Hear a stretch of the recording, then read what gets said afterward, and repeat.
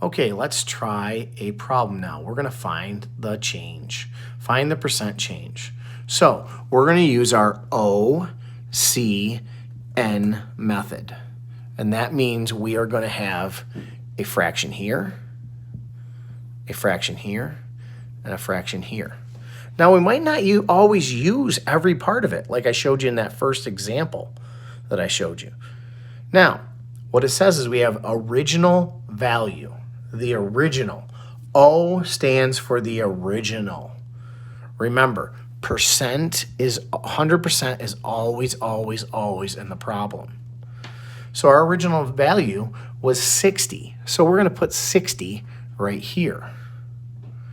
New value. That doesn't talk about a change. It just says a new value. N stands for new. And percents are on the bottom.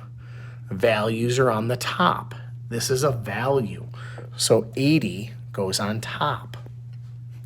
Now, what it wants to know is find the percent change.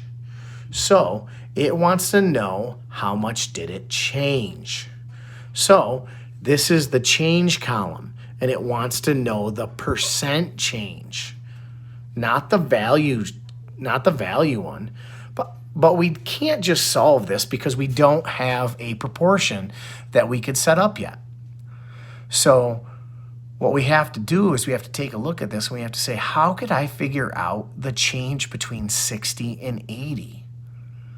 Oh, yeah, that's right. I could subtract them. So 80 minus 60, 0 minus 0 is 0, 8 minus 6 is 2. So my answer is 20. So I could put that value right there. Now, do I have enough to do a proportion? Yes, I do.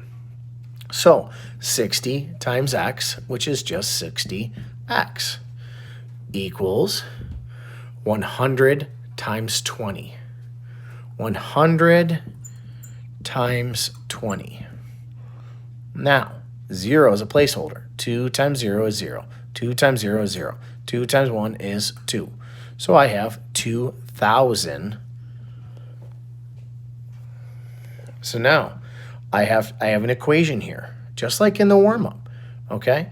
I now have to do what I'm supposed to do.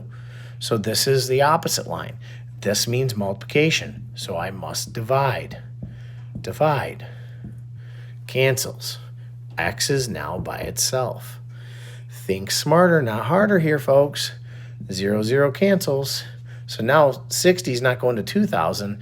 6 is going to 200. So 6, and you guys can use your calculators. 6 divided into 2? No. 6 goes into 20? Yes. And it goes in 3 times. I'm left with 18. I subtract and I get 2. I bring down my 0. Okay, I am in the same situation I was just in, right? So I now have 3 again.